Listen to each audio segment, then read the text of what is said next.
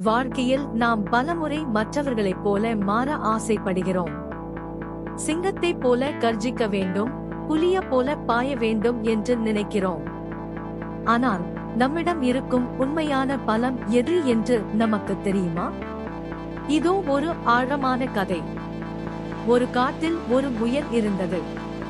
அது மற்ற விலங்குகளை பார்த்து பொறாமைப்பட்டது.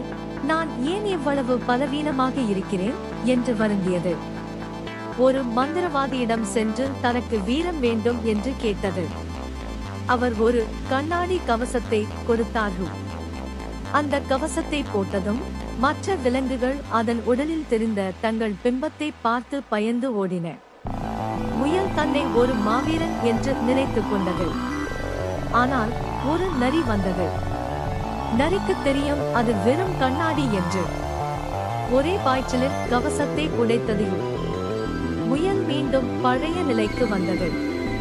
அப்போதுதான் அதற்கு புரிந்தது, வெளிப்புற கவசங்கள் நமக்கு தற்காலிக புகழை தரும், ஆனால் நம்முடைய உண்மையான எச்சரிக்கை உணர்வும் வேகமும் தான் நம்மை பாதுகாக்கும்.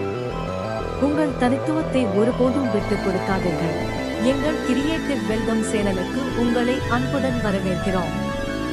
இது போன்ற பல பயனுள்ள வீடியோக்களுக்கு சப்ஸ்கிரைப்